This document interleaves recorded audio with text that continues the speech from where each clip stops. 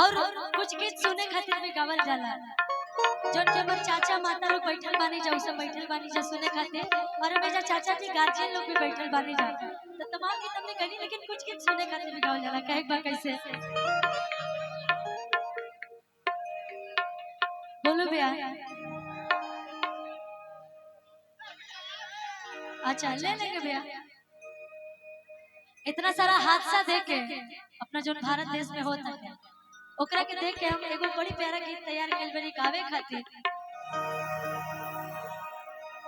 कि किसको दिल दिया जाए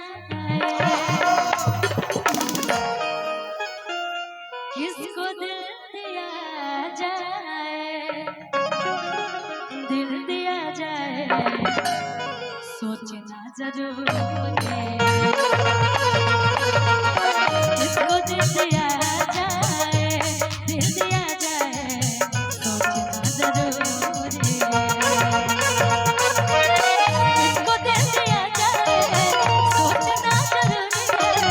किसको दिल दिया जाए सोचना जरूरी ये भी कब ऐसा है ये भी कब ऐसा है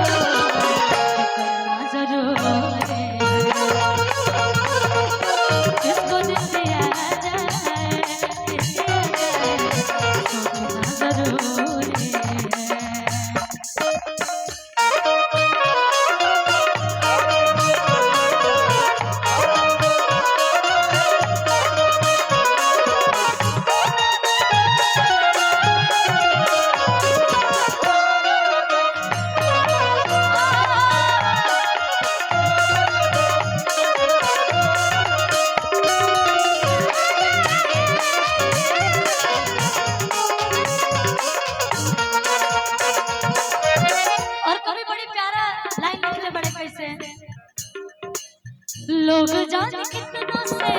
रोज मिलते रहते हैं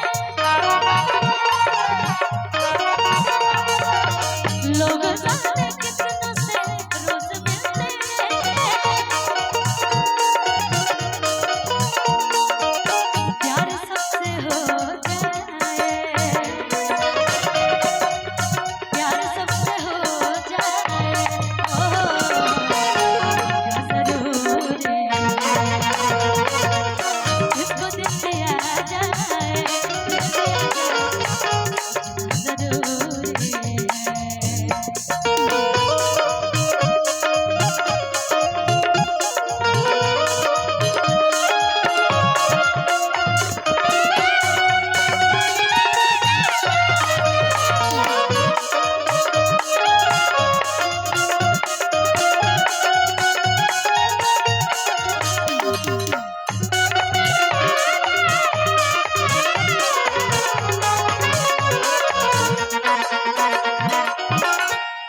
अभी हमारे जो एक यूट्यूबर भाई थे जिनका दिल टूटा था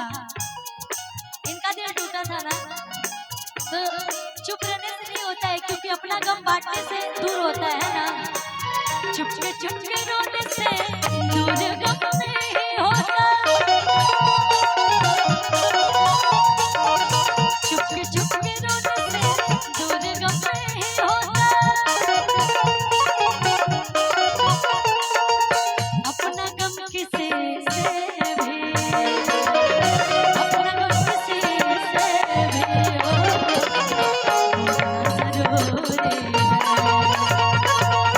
किसको दिल दिया जाए